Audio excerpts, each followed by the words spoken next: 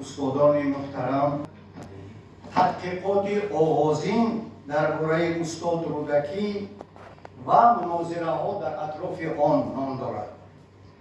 هنوز اولین روزنامه بعد انقلابی تاجیک، آواز تاجیکی کمبغل، در شماره نخستین خود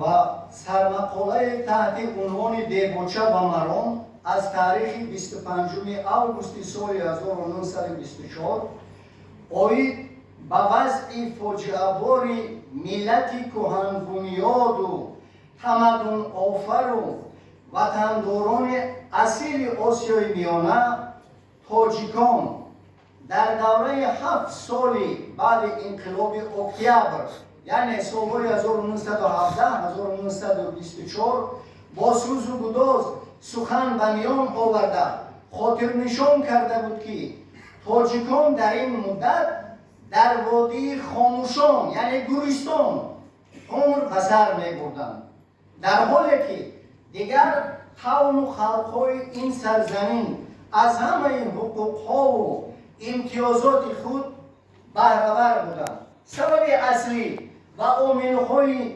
ابجکتیوی و سوبجکتیوی چنین رویدادها را استاد عینی در نسبت تاجیکان با ظهور و فعالیت پنترکیزم و حامیان آن علاقمند دانسته میگوید.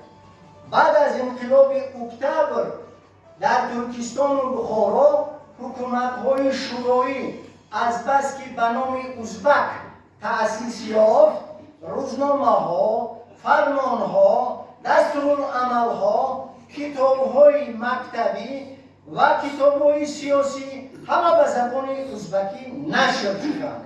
قوم تاجیک که ساکت مدنیت قدیمه و دارای ادبیات نفیسه بود، از ادبیات نو انقلابی، از مکتب‌های شورایی و از گزارش احوال داخلی و خارجی و از تربیت سیاسی و بالجمله از تمام میوه‌های انقلاب محروم ماند.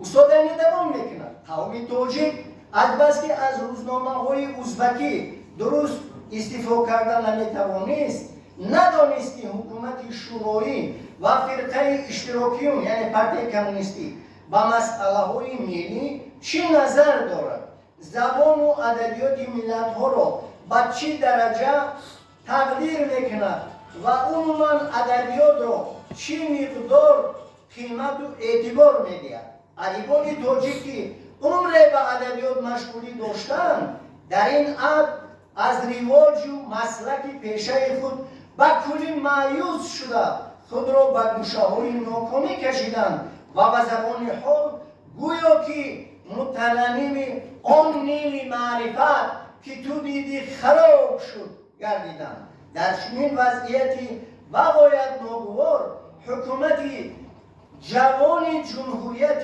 مختار تاجیکستان به همه مشکل ها نگاه نکرده نوشتن کتابی را تحت عنوان نمونه ادبیات تاجیک به عهده استاد عینی واگذار میکند که آن با کوشش و زحمت های بی‌واسطه استاد لاهوتی سال 1926 با تعداد 5000 نسخه در مسکو به طبع میرسد. در این اثر در خصوص 220 ادیب سخن میرود. کتاب با ذکر نمونه آثار و شرح حال استاد رودکی آغاز میگردد.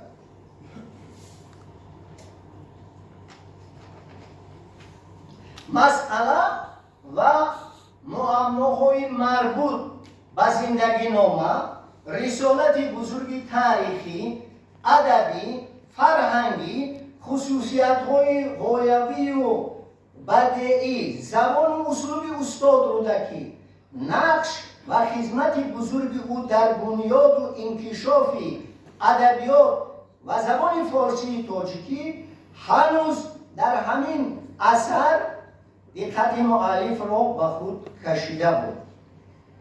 در تصنیفات بعدینه استاد این مسئله ها هر جانبه وسعت پیدا کردند. استاد عینی اثری خود را با سرلوحه استاد ابوالحسن رودکی بخاروی و بر روایت سمرقندی آغاز بخشیدند. از اشعار آدم و شعرا 45 بیت را ذکر نمودند.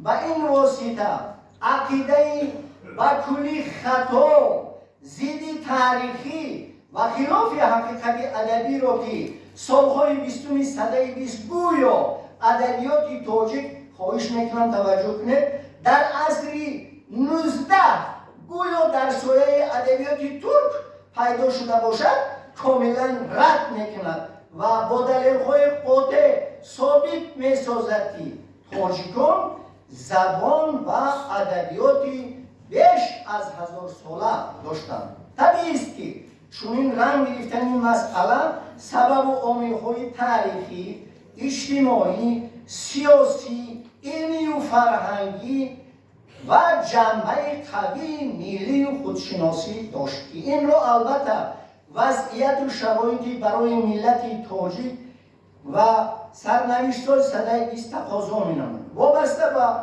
این استاد عینی 4 مسئله نهایت درجه ضرور و بغایت اساسی را مورد تحقیق قرار می‌گیرد. یکم نقش و مقام استاد رودکی به صفت سردفتری ادبیات تاجیک و فارس. دوم رسالت استاد رودکی همچون بنیادگذار زبان ادبی تاجیک و سهم بزرگی او در رشد و تکامل و گسترش زبان فارسی تاجیکی. سوم زبان استاد رودکی همچون زبان ناب و پاکترین و دارای فصاحت و بلاغت عالی. مناسبت چهارم زبان استاد رودکی با زبان امروزه فارسی تاجیکی. سالهای 20 هنگام تقسیم آسیای میانه مخصوصا در عرفه اول ولایت خودمختار و سپس جمهوری خودمختار تاجیکستان عینی دعواهای به اساس پنترکستان را که گویا ملت تاجیک و زبان آن وجود ندارد اهالی بخارا، سمرقند، خوجند، پامیر، قراتگین و گرد و اطراف آنها عیناً سهوا نام تاجیک را گرفتند. آنها تماما ازبک شدند و زبان ازبکی را از زبان تاجیکی بهتر میفهمند. اینها اقتباسند. این چنین اقتباس در میان زبان ازبکی و تاجیکی هیچ فرقی نیست. گفتم موجودیت، استقلالیت خلق، تاریخ، مدنیت و زبان تاجیکی را به کلی انکار میکردند و حتی چیزی عجیب این است که تاجیک حسابیدن اهالی تاجیک را در آن وقت جنایت میدانستند، فاش و محکوم میکنند. عینی با دلیل‌های قاطع موجودیت تاریخی تاجیکان را ثابت نموده تاکید میکند که خلق تاجیک تاریخ و تمدن قدیمه و زبان و ادبیات نفیسه پرثروت دارد که امروز یادگاری‌های معنوی به ویژه زبان و فرهنگ، هویت ملی، رسم و رسوم و روحیه خاصی خود را در غایت کمال نگاه داشته و در شرایط امروزه آنها را رشد و نموی تازه بخشیده ایستاده است. در حالت حاضره هم میگوید عینی ما میبینیم که در بخارا، سمرقند، استروشن، اوراتپا، خوجند، فرغانه، فلغر، مسشاه و عموما در شرقی بخارا یعنی خطران این قوم زندگی دارد. زبان، عرف و عادت و ادبیات خود را به تمام و کمال نگاه داشته است.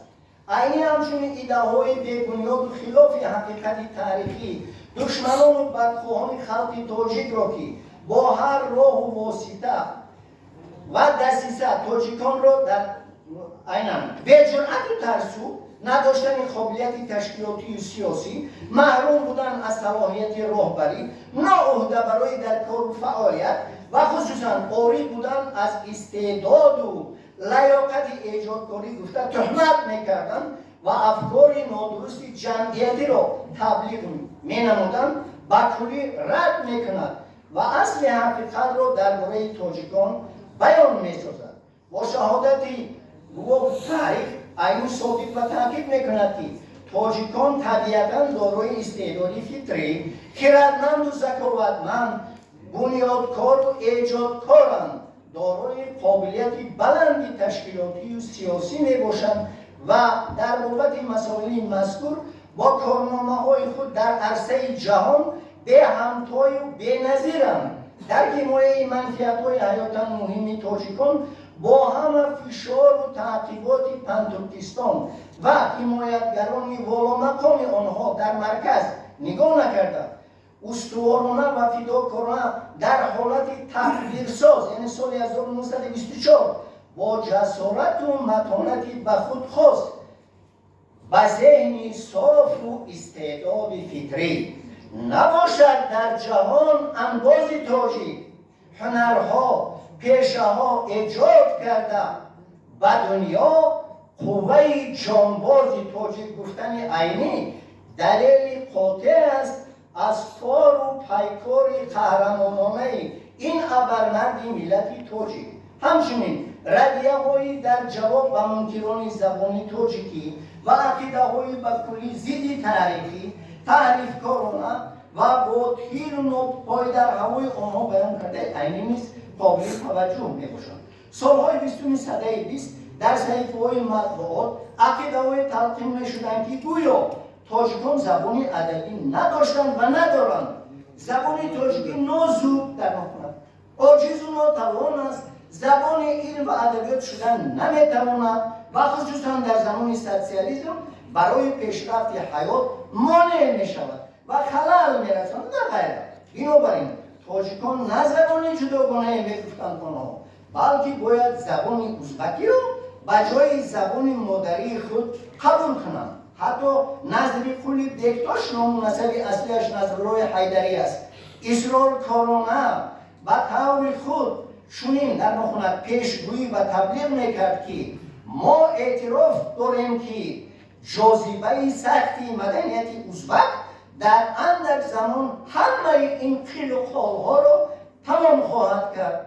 علاوه رغم چنین اندیشه های برغلط و پندارهای بی‌پایه عینی با تکیه به اسناد معتمد علمی و تاریخی و ادبی و فرهنگی حقیقت را درباره زبان تاجیکی همچون زبانی واقعا نیرومند علم و معرفت، زبانی در اصل خود زیبا و توانا و در کاربست و پیشبردی تمام امور و کارها در همه دور و زمانها بالخصوص جامعه نو مقتدر و گیرا بازگو و معرفی کرده میگوید. سخن را چون عروسان زیب داده زبان معرفت پردازی تاجیک. در بیان اندیشه و عقیده ها برابری آوردن سند و مدرک های علمی عینی همیشه فعالیت شخصیت های تاریخی را در آثارش مورد کاربست قرار داده، چون شاهدی بی‌واسطه و حجتی با اعتماد منظور میگرداند. از آن در ساحه ادب و فرهنگ از بین تاجیکان عینی 4 نفر شخصیت بزرگی تاریخی: یکم استاد رودکی، دوم حکیم ابوالقاسم فردوسی، سوم ابوعلی ابن سینا، چهارم احمد دانش را داهی مادرزاد میگوید. در این ردیف البته می‌سزد که خود استاد عینی نیز به صفت داهی پذیرفته شود. در تألیفات علمی عینی خصوصا آثاری به زبان تاجیکی بخشیده‌اش این 4 چهره ادبی و فرهنگی در ردیف سیماهای معروف خلقمان در سرخط محاکمه و نتیجه‌گیری‌های فرهنگی مصنف قرار داشتند. علامخصوص استاد رودکی این است که در نمونه ادبیات تاجیک نقش و مقام استاد رودکی همچون اساسگذار ادبیات و زبان فارسی تاجیکی جایگاه خاصه دارد. یکی از خدمت‌های بزرگ عینی این است که او باری نخست در ادبیات شناسی تاجیکی و شرق شناسی جهانی موقع استاد رودکی را همچون اولین شاعر صاحب دیوان و ایجادکار در انواع گوناگون شعر فارسی به صفت سردفتر ادبیات تعیین می‌کند. او میگوید نظر به اتفاق اهل تذکره و تراجم احوال استاد رودکی اول کسی است که شعر فارسی رو از قصیده، غزل، قطعه و رباعی تدوین کرد. هرچند پیش از رودکی مثل بهرام گور، حکیم ابوحفص سعدی و خواجه ابوالعباس مروزی شعر فارسی انشا کرده باشند هم گفته ایشان به درجه دیوان نرسیده. بنابر همین سبب نام رودکی و سردفتری ادبیات نمونه ادبیات تاجیک گذشت. در ادامه نگاشته علمی نکته مهم و همانا ملاحظه در خصوص سبک بیان رودکی، نشانه و شناخت شعر اصیل، مهارت سخنوری آدم و شعرا در بهادهی به شعر استاد، معرفت، دید استتیکی و خلاصه علمی خود را خالصانه بیان کردن او می باشد. با فهم فقیر میگوید رودک استادانی شعر رودکی در کمال روانی دارای فصاحت و بلاغت است که به خواننده به آسانی یک هیجان بدیعی می بخشد. همین از درجه بالای شعر به نظم آوردن کتاب مثل کلیله و دینه در اول شیوع شعر فارسی بر کمال قدرتش دلالت میکند. نتیجه گیری و جنبست ملاحظه‌های عینی در خصوص فعالیت ایجادی استاد رودکی و آثار این سخنور عالمشمول همانا چون مایه افتخار ملی هم برای شرایط سالهای 20 سده 20 و هم برای امروز آینده ملت تاجیک ورد زبان بودن اوست که گفته است. به هر حال ظهور استاد مثل رودکی از ماورا هنر باعث افتخار تاجیکان است. استاد محترم وقت تمام شد. اگر یک دقیقه من آخری جمله را کنم، من میگه یک دقیقه، از یک دقیقه زیاد نیست. اینجا بسیار چیزهای عجیب. خلاصه به همه فشار و تعقیبات نگاه نکرده در سالهای من بعد جستجو و آموزش استاد رودکی از جانب استاد عینی پرثمر ادامه می‌یابد و نتیجه کاوش‌های علمی او در مقاله‌های پرمحتوای استاد رودکی، قبر استاد رودکی و دهه رودک، مکاتبات که در رودکی شناسی از جانب عالمان وطنی چون یوگین ادواردویچ بیرتلز، بابا جان غفورов، خالق میرزازاده، شریف جانی سنگزاده، یوسف براگینسکی، رسول خادیزاده، اعلاخان افسرزاد، عبدالنبی ستارزاده، رحیم مسلمانیان، عبدالمنان نصرالدین و دیگران، اینچنین دانشمندان خارجی از جمله سعید نفیسی، رضازاده شفق، ظفرالله صفا، یان ریبکا، ایرشی بیچکا و امثال اینها از خصوصی خدمت‌های استاد عینی درک می‌دهند و به حکم کشفیات علمی اعتراف گردیدند. تشکر.